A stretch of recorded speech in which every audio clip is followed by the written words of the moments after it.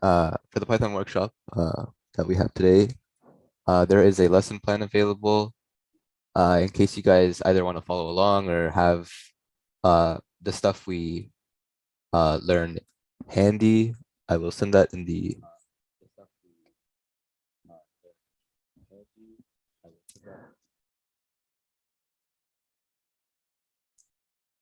I'll send that in the chat. It's a link to a Google Doc. I'll send that in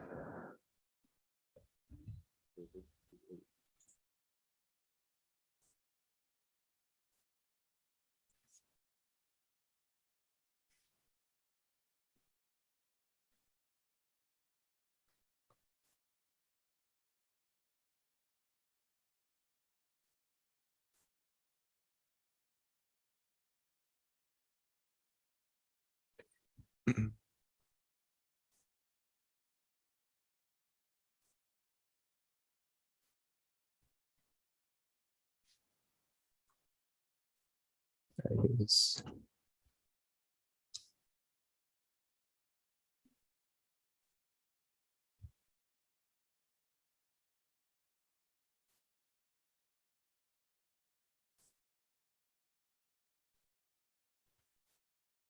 sorry, just I'll start this sharing my screen in a minute.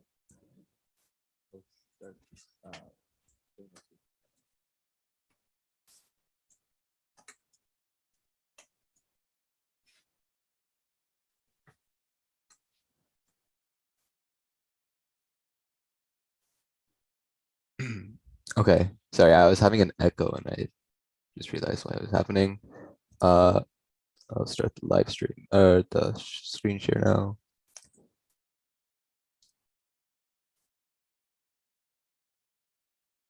Okay. All right, so welcome to the Python section of the MasseyHacks VIII Learnathon. My name is Samir, and I'm gonna be teaching you guys some Python today. So first things first, we're going to obviously talk about a bit of programming, what it is. So programming essentially is sending instructions to a computer and having it execute pretty much any task you want using a combination of simple commands. At the basic level, it's you're going to do arithmetic and logic. So like you can use a Python interpreter to do basic calculations, and you can also have it make decisions based on those calculations, and you can have it execute specific actions based on those decisions. And that's essentially what a program is. That's what the gist of a basic app is. Takes input, takes decisions based on that input, and then presents an output for the user. So yeah, that's what programming is. So we're going to get started with actually writing a program in Python using the Python interpreter. So if you have Python installed, you should have it should have come pre-installed installed with a program called idle, IDLE, all caps, something like this. So you're going to want to open this up. Yeah, click that, and something like this window should pop up. Mine's might look a bit different than yours because it's a dark background. Yours should probably be white unless you've changed the theme yourself. Once you have this open, this is called the Python shell. It's the window for the output of your program. So we're not going to code on here yet. We're going to get to coding right now. So the first thing you want to do to create your Python script, which is your Python script is where you would type your code out, is you're going to open a new file. So you're going to click File and then New File. Click that, and then it's going to open untitled Python script window. And then you want to save this by hitting Control S, and then it'll open a window. I'm just going to type this, name this Python 1. Save it, and now it should have been saved. And you can start coding now. So the first thing we're gonna do is output, and we're gonna try to print an output message to the shell. So our first instruction that we're going to send to the Python interpreter is the print command. Now the print command looks something like this, and what it does is when this line is executed, it'll whatever's inside of these brackets is going to appear on the shell once you run your code. So a common tradition for learning a new programming language for programmers is the first thing they do is they try to print the phrase "hello world" to the console. So in order to do that, you just simply type this. And what this means is that when you try to run a program, the interpreter is going to look at this and say, it's going to think, okay, I'm going to print whatever's inside of here. It's going to print this phrase, "hello world." And make sure you put the quotation marks around it before you, to make sure you did it correctly. And once you have this typed, you can hit run and then run module, or you can just hit F5. It will prompt you to save. You just hit OK. And then it should have printed "hello world." Has anybody had any issues with that stage or that step?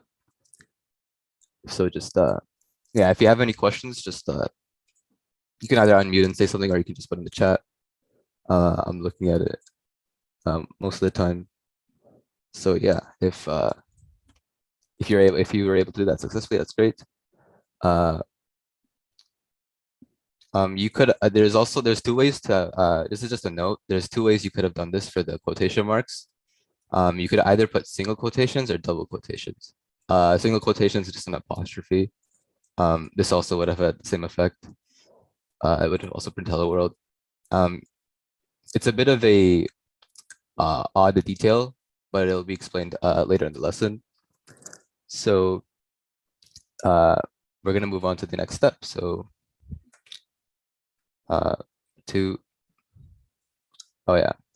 another thing is sometimes you might want to put a little message for yourself next to your code to tell yourself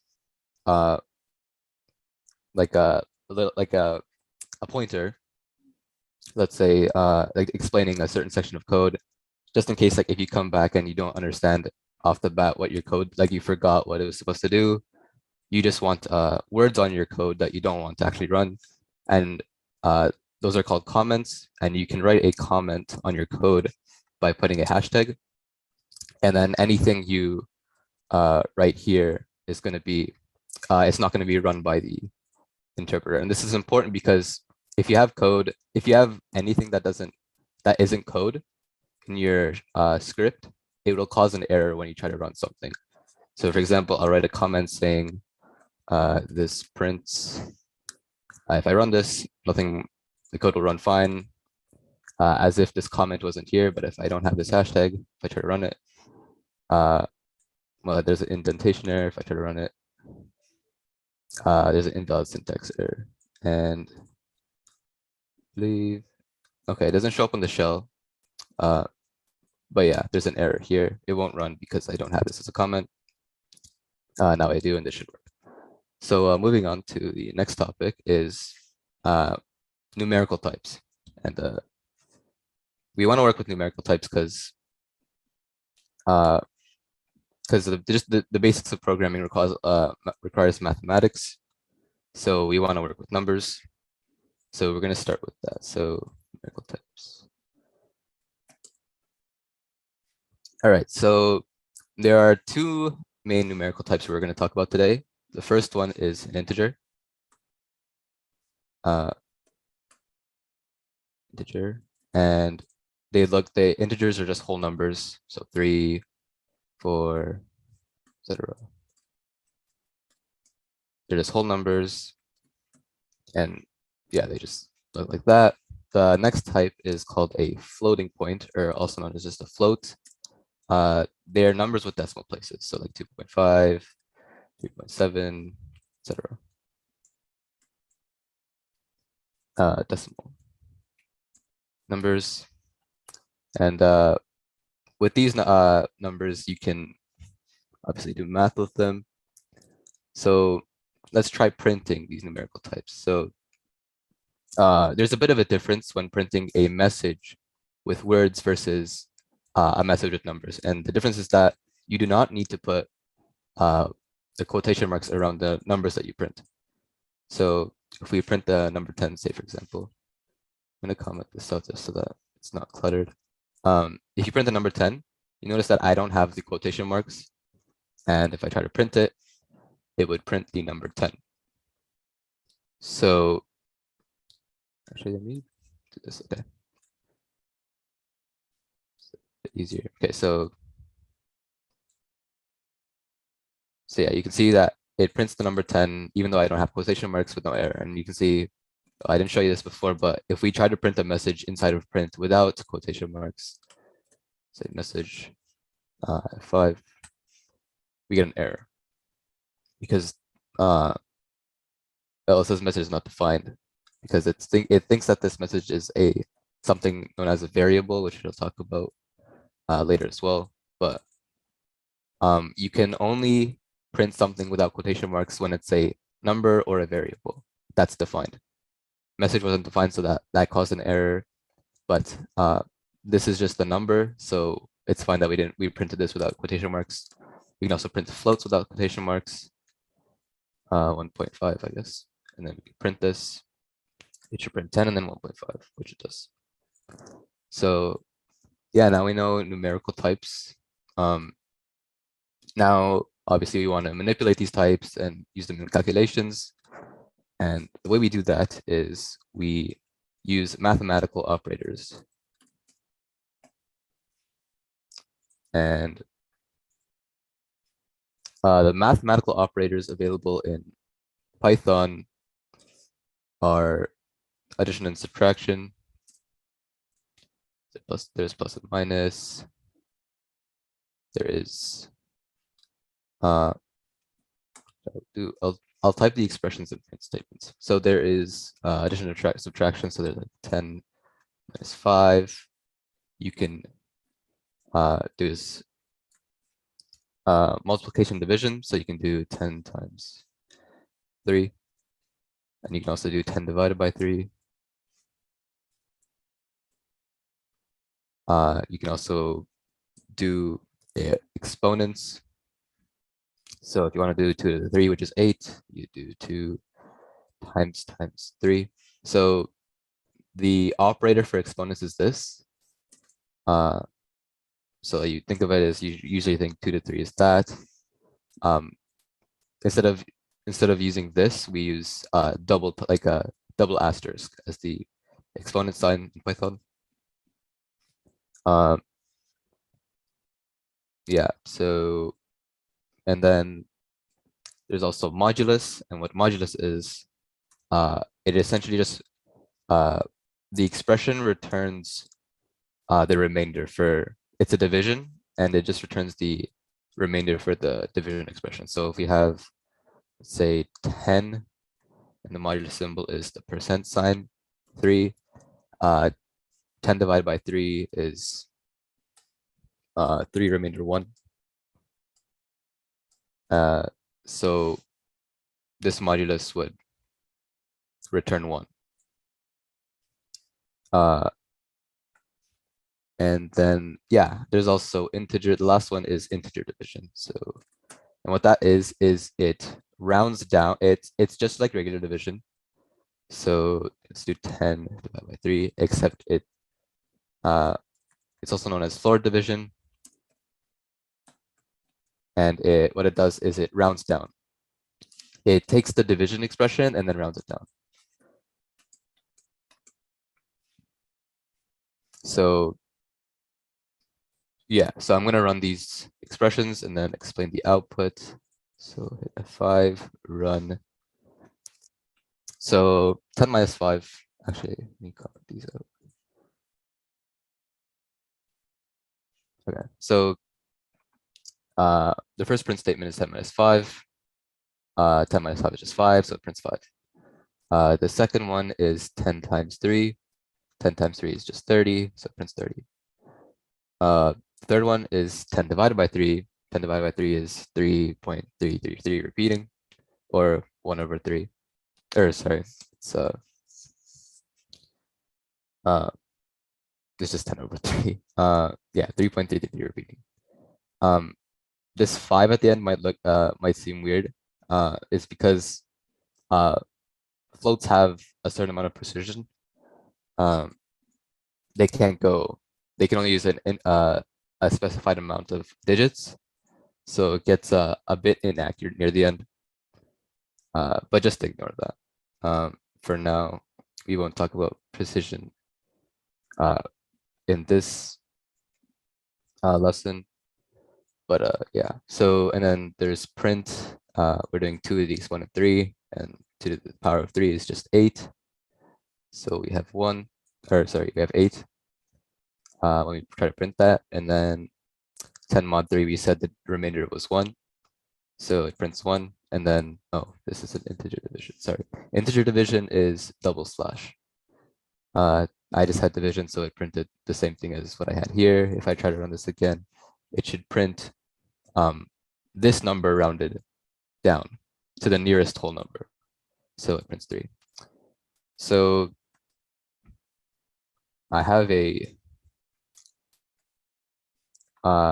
talking about integer division. If I were to have something, let's say -10 divided by 3, integer divided by 3, what would the output be? Can someone tell me in the chat? So remember that integer division, it takes the expression and rounds it down. Not quite 3. So that is, I see that is actually a common mistake that people make with integer division. So it always, think about it, it always rounds down. So yeah, -4 is the correct answer, actually. The reason being is because we know that 10 divided by 3 is 3.33 repeating, right? So naturally, -10 over 3 would be -3.333 repeating.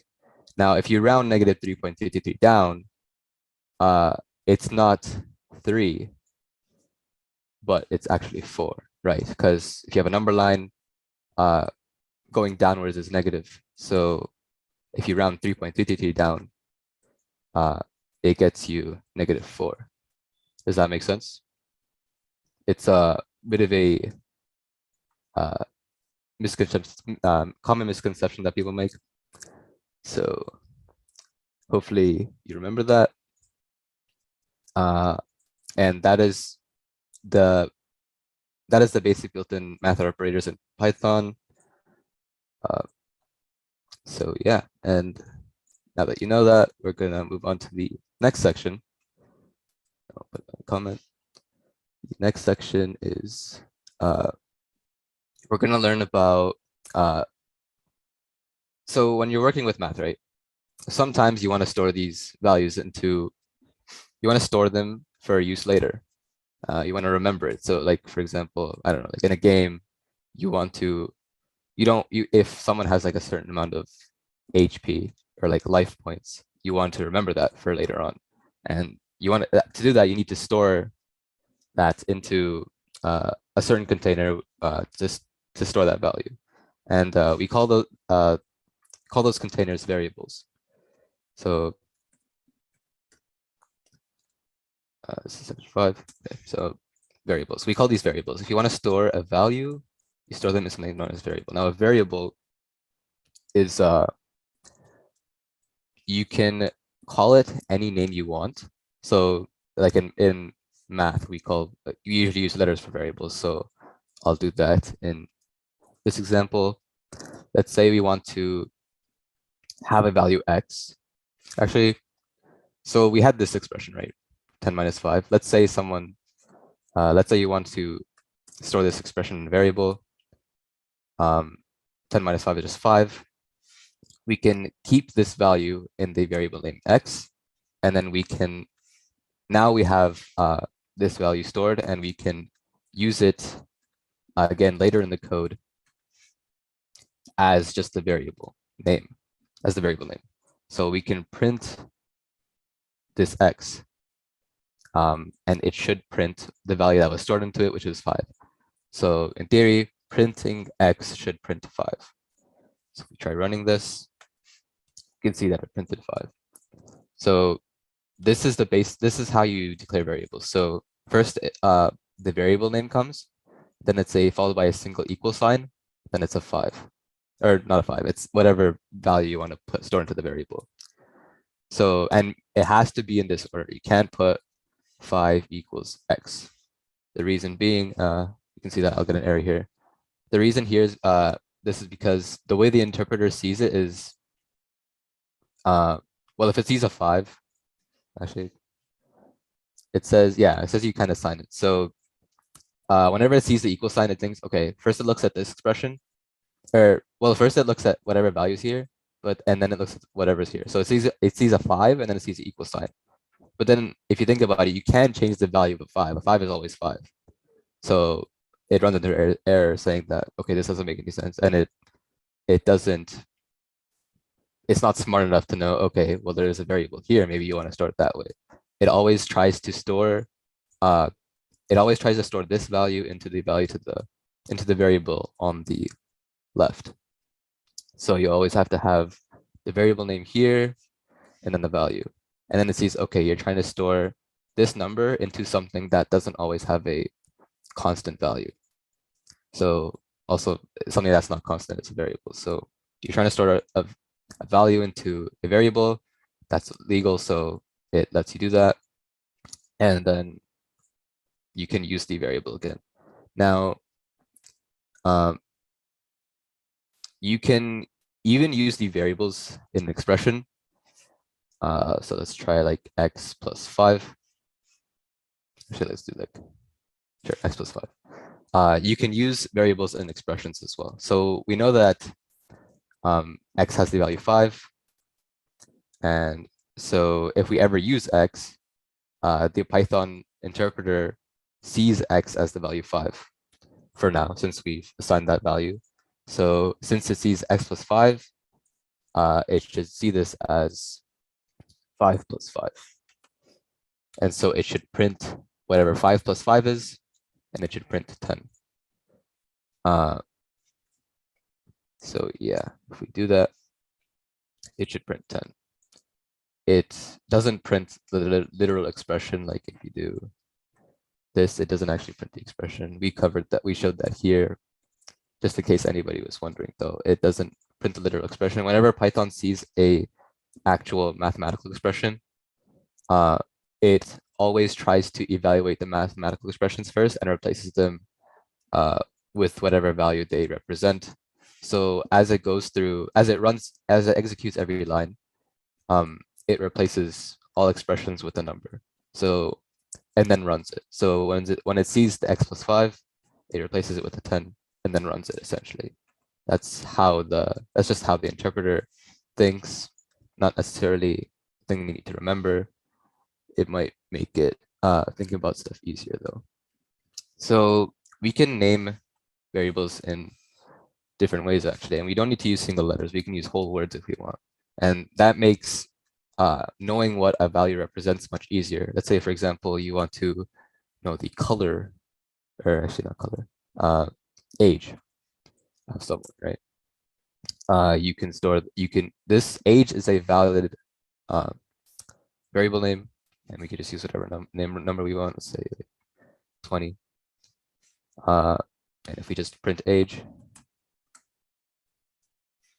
we know the value of 20 is stored into age, and if we try to print age, it should print 20. So yeah, so yeah, prints 20. And you can even do the floats, store floats. I don't know why you'd have a, let's just say height. No, this is also a valid variable name. Print this. So yeah, you can name variables like this.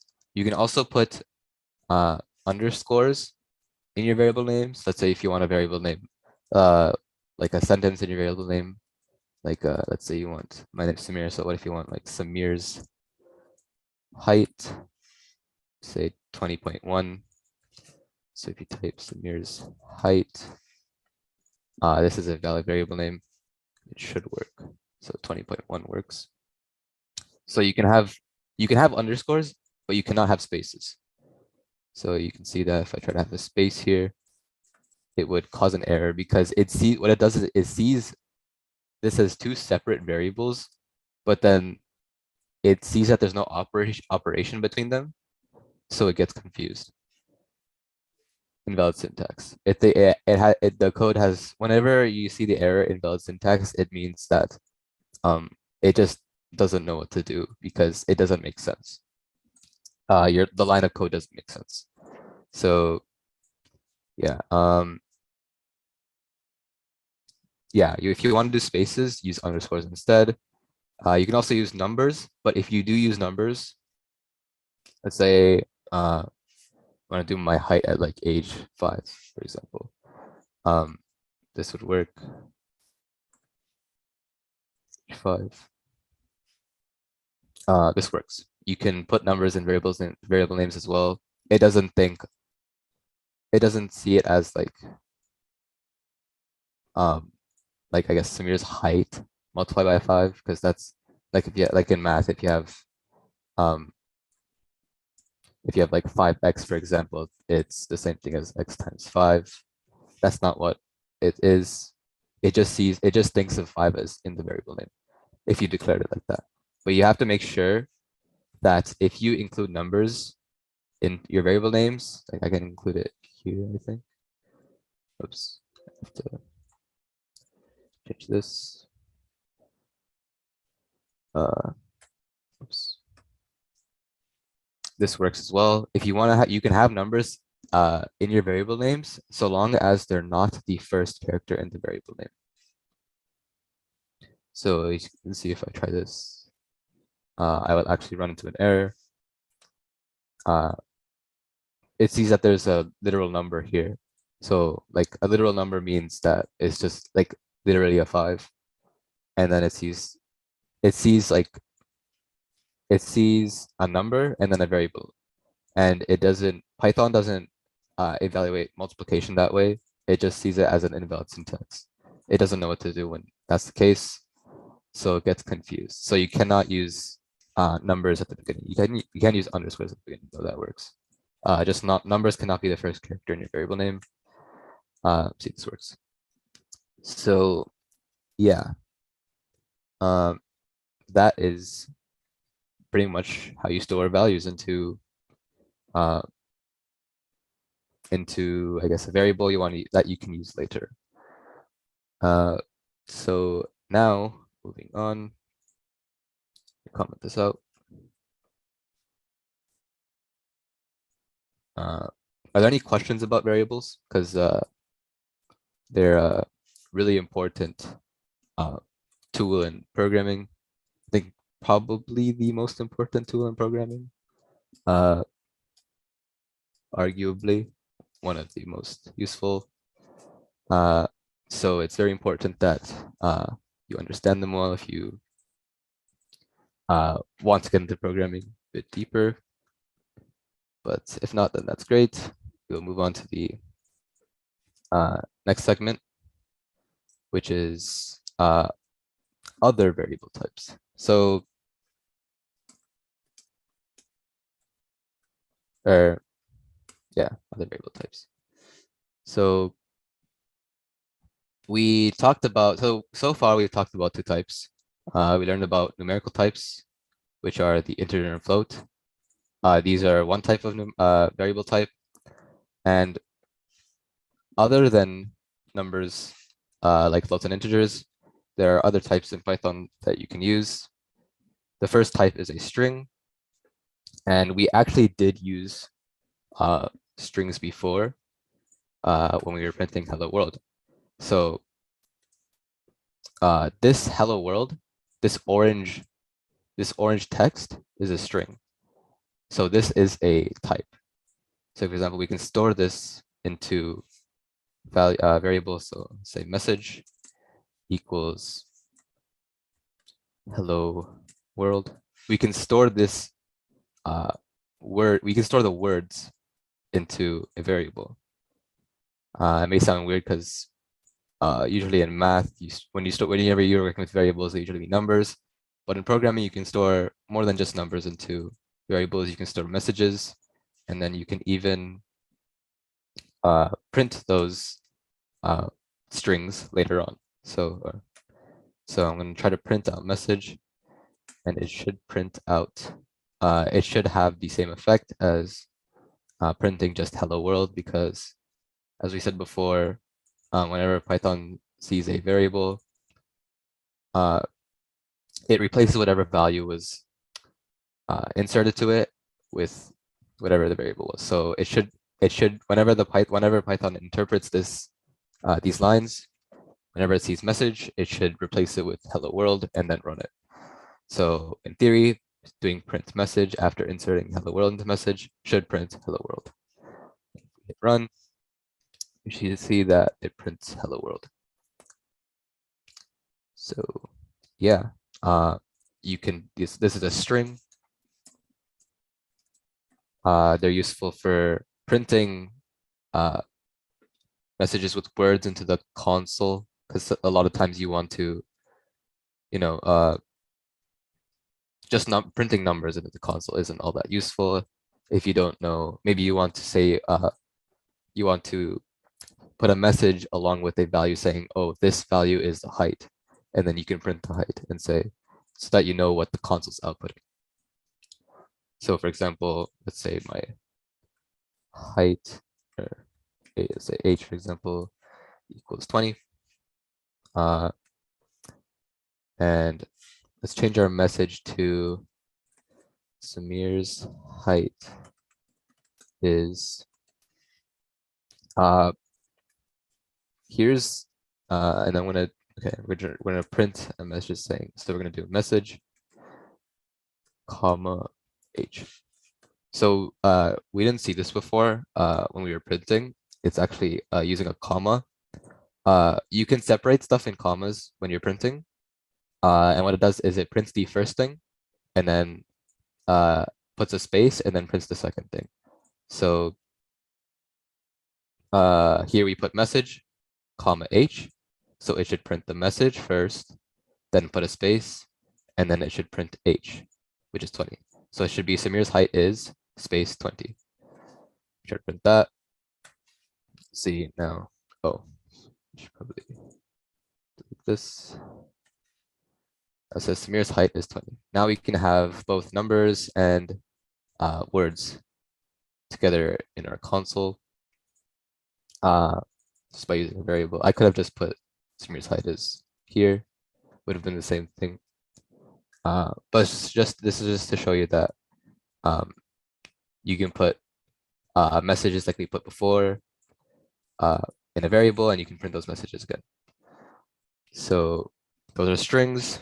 They're useful, I guess, if you want to do like maybe you want to read data from a book, and I guess like from a Discord bot, maybe you'd want to type characters into the chat, for example. But yeah, so are we on time? Okay. Just making sure. Okay, we're good. Okay, so just like integers and floats, how they have math operators, other variable types in Python also have their own operators. Some of them are shared between two different types. In this case, all of strings'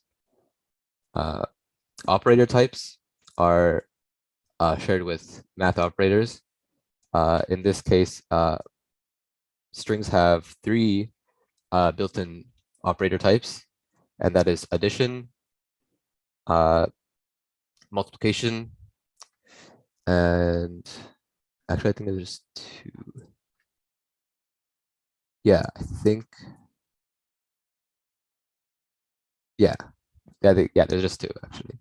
There's addition and there's multiplication. So the way it works for addition is if you have, so let's just change our message. Actually, let's comment this out. Oops.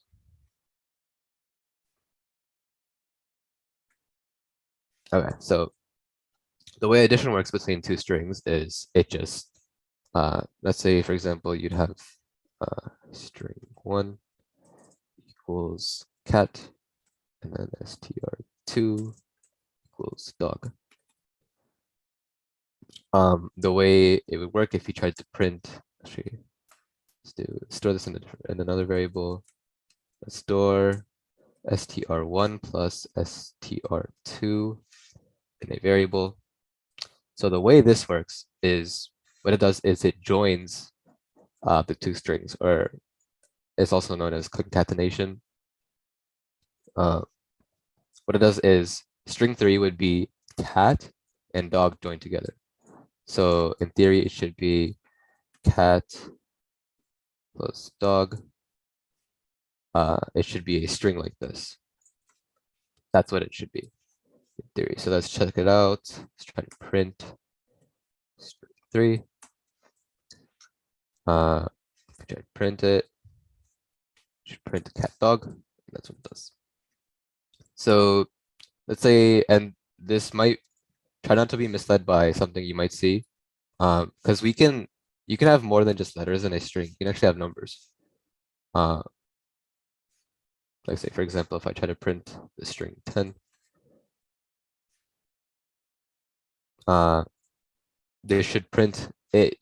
It'll look exactly the same as if you printed the number 10 or the integer 10. See, they both look exactly the same. But they're not treated the same whenever you use operations. So if you see like a number, and then as a string, and then you add it to another number with a string, say 5, 10 plus 15 as an integer operation would be 15. I mean, sorry, 10 plus 5 would be 15. But as a string operation, it always concatenates them together. So it joins them. So it should be 105 when you try to print this. You see, it's 105 because it's literally just 10, the string 10 plus the string 5, and it joins them together to make 105. That's what I did with cat dog. Is it just joined the first and the second word together. So it makes 105, not 15. I think, oh yeah, also you can't add a number and you can't add a numerical type. You can't add types of different, I mean, you can. You can't add a string and a number together. So let's just say 5. If I run this, get an error, type error, can only concatenate string to a string. You cannot concatenate a string to an integer. That's what it says. And yeah, so yeah, don't try doing this. Some types you can, sometimes you can do operations between two different types. In this case, you can't do the addition operator between string and integer, and float as well. You can. Funny business here is the same thing. So yeah. Also, useful thing in strings is you can reference a certain character in a certain position of a string. So the way it works is, let's say, for example, let's say someone types a message, for example, or say message equals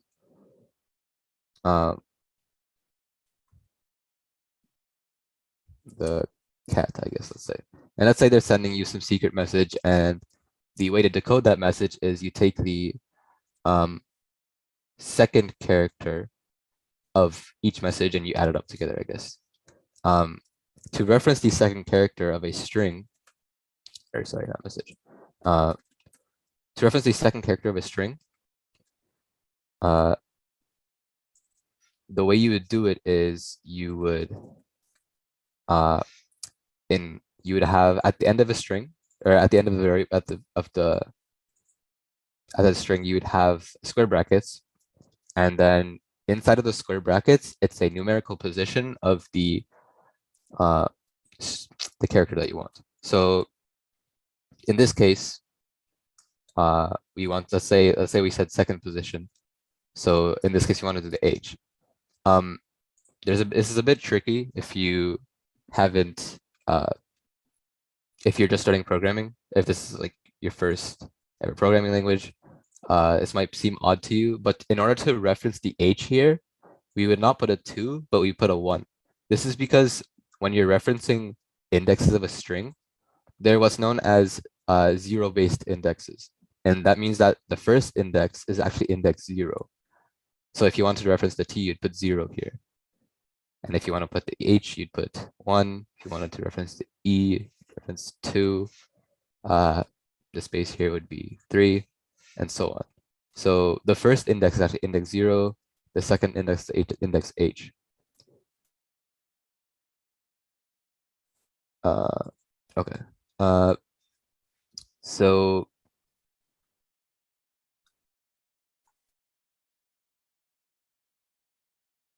okay. Yeah. So does that make sense for? Does anybody have any questions for 0? Like it makes sense, right? No confusion there, I hope. Okay. So yeah, so if you wanted to, if we did I message 2, or sorry, message 1, it should be the index 1, so which is also position 2. So if we do print I, it should print the h because it's stored. We took whatever was the second position and stored into I. So we stored h into the I. So we print I, it should print h. Print that and see this h. You can also choose a range of indexes. So let's say we wanted to select these 4 characters.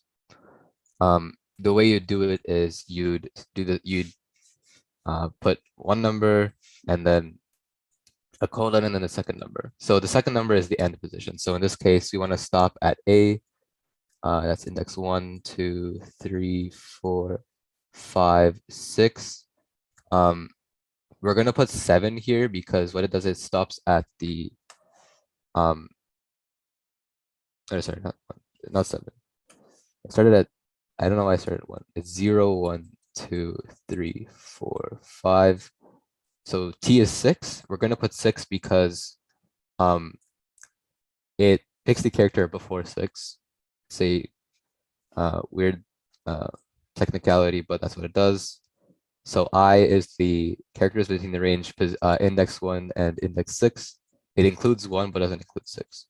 So if we try to print I, it should print he ka, or he should print he ka. That's what it should print. And if you do that, it prints he ka. So whenever you pick a range, it includes the first one, doesn't include the second one. So the second, so that's it about strings, more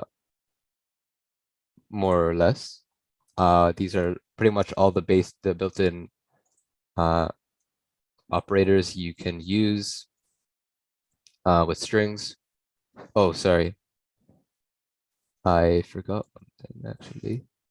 I went from addition and then skipped on to indexing. There's actually one thing in between that I was supposed to do. And that is multiplication. I didn't talk about that yet. So let's do that. Multiplication.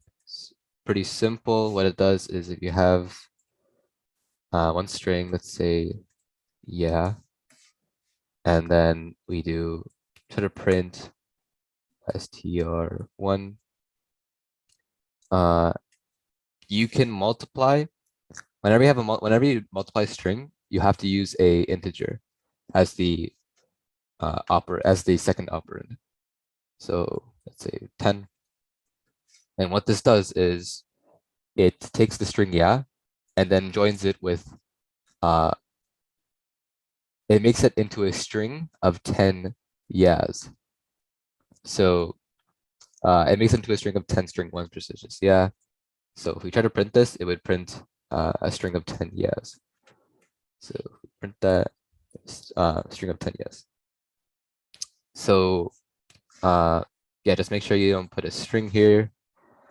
Because you can't multiply two strings together.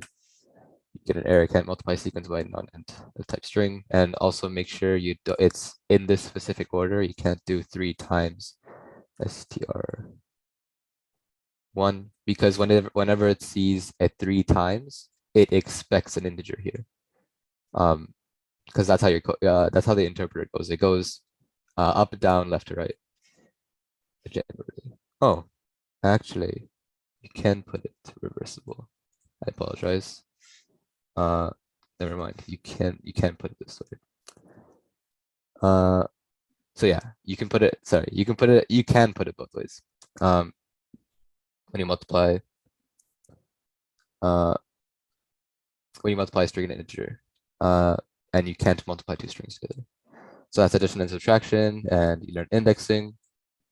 So now, the other type is Booleans, and Boolean, what it is it's a value of 1 or 0 or true and false. So so you might know that computers think in binary and they communicate in binary. And binary is just a Boolean unit. It's a 1 and 0 is represents a 1 represents true and a 0 represents false respectively. And you can and the way in Python is, I guess, it's pretty simple. B1 equals true, B2 equals false. That's how they're expressed. There is no other value for Boolean, whereas the other like strings have like nearly infinite values. You can have any string you want, and numbers have nearly infinite values. I say nearly because there is actually a constraint, but that won't really matter for this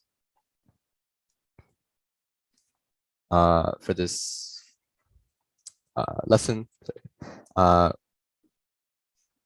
yeah, Booleans only have 2 values, and that might seem simple at first, but it gets a bit complicated later when we get to Boolean logic. So Boolean logic and Boolean expressions. So what you can do with Booleans is whenever a lot of the times you're gonna work with Boolean logic whenever your program is making a decision based on the input. So let's say someone prints, let's say if your input's one thing, you want to do something based on that input. You determine if a condition is true or not to do something. Besides that, to do Boolean expressions, we have Boolean operators. Just like how we had math operators for math expressions, we have Boolean operators for Boolean expressions. And the operators for Booleans are there's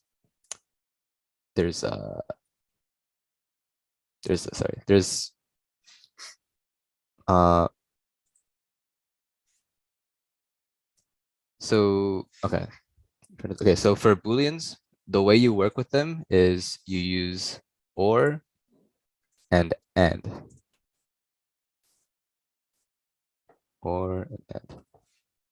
So what does that mean? So if we have we try to print true or false, What the OR does is it converts this expression to a Boolean based on if at least one of the operands is true. So in this case, one of these operands is true. So it prints true. It should replace this expression with true. So true or false, this expression evaluates to true.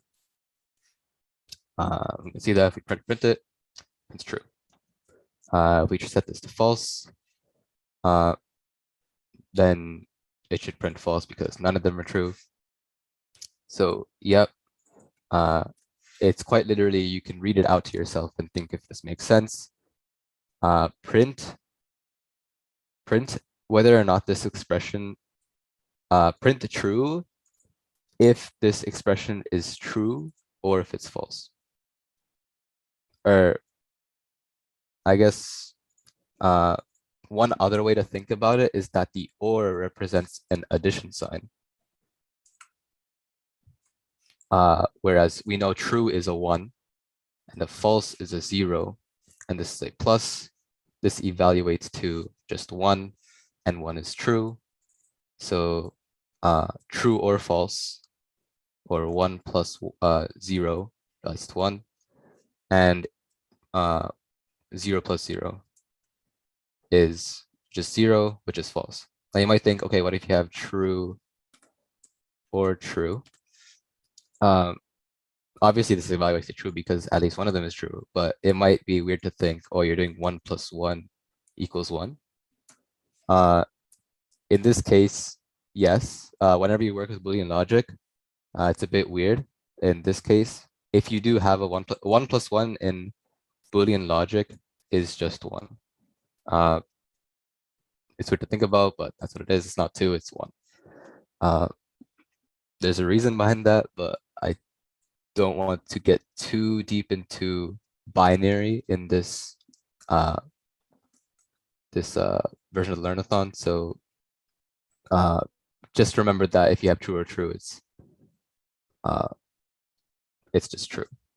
That's how the OR operator works. And the next one is the AND operator. So, and the AND operator, the way it works is it evaluates the expression to true if and only if both operands are true. So this is the only case where this expression would evaluate to true.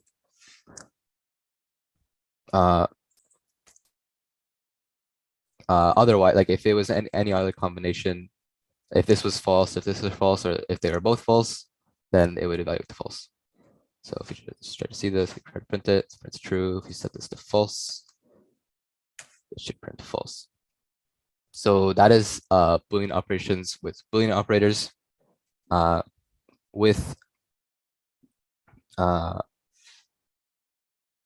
Yes, and then there's also another thing. There is Boolean negation. So if you have true, if you do not true,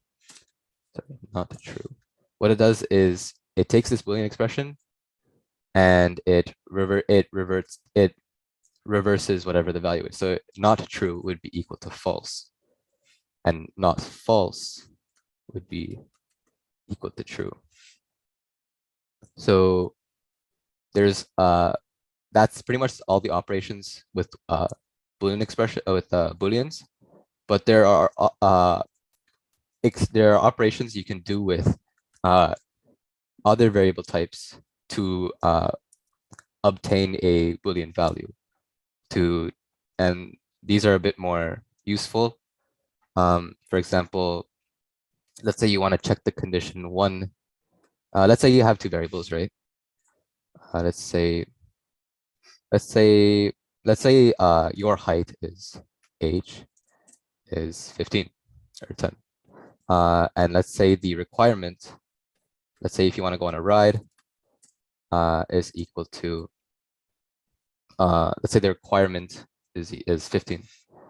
So in order for this, let's say you want your program to do something, if the expression tall enough is true. In order to check tall enough, you want to do, in order for them to be tall enough, quote unquote, it means that h must be greater than or equal to the requirement. Their height must be greater than or equal to the requirement. And this is the new thing you might see. This returns a Boolean. So whenever you see greater than or equals to, it returns a Boolean. And this should return true because, or no, this should return false because h is less than 15.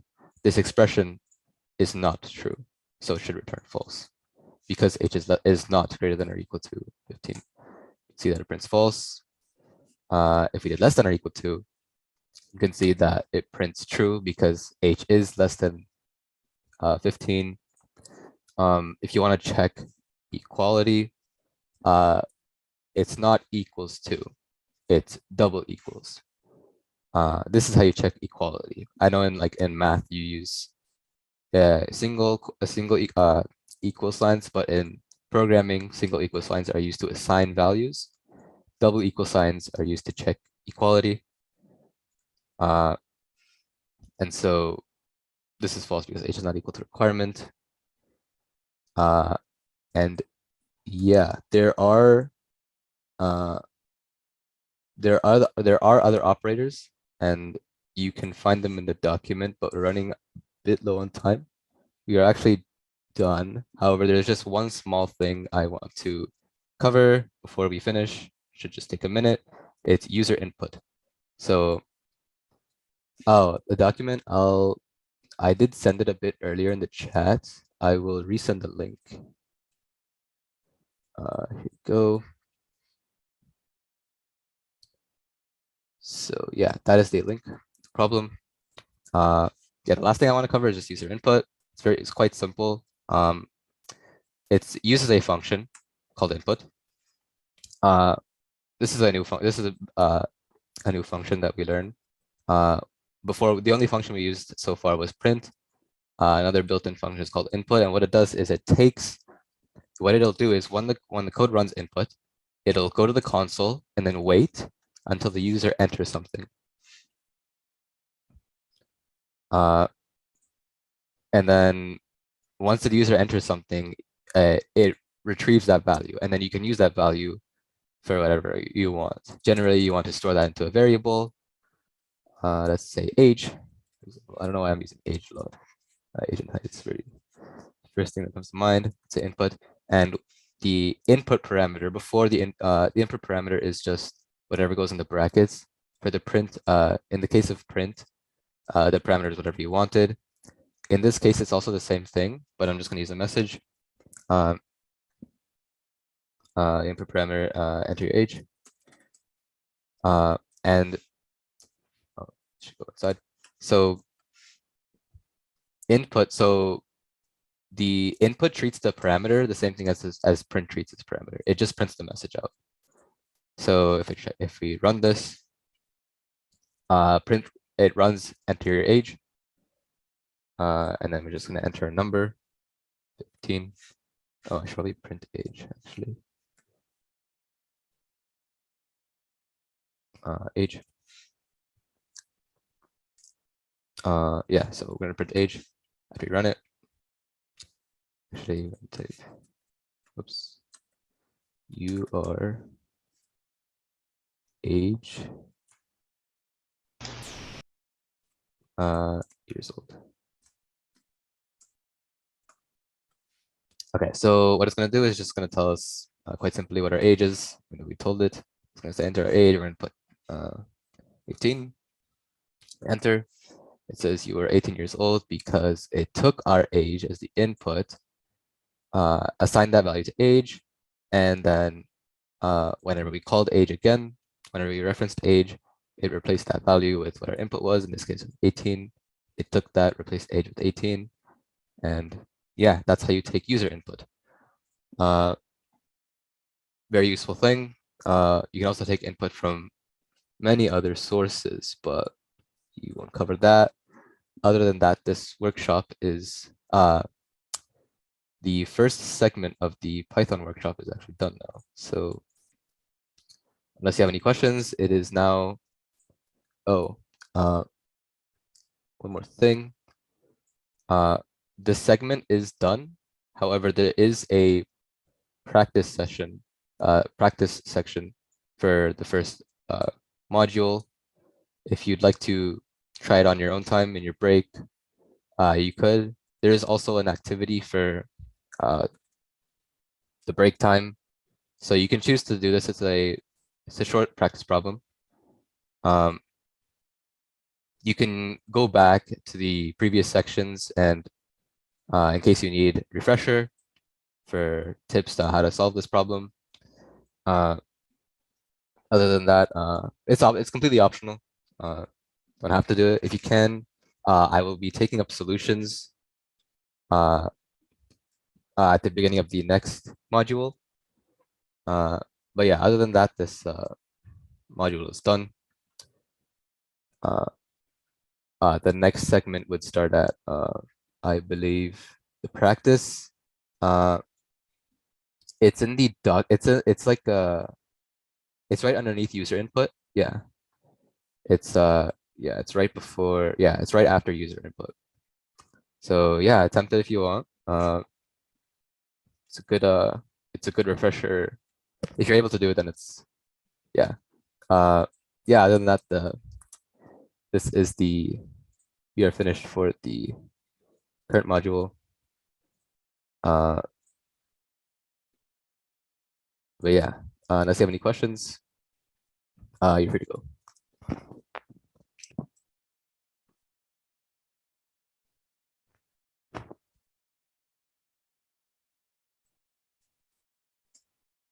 No problem, Nick.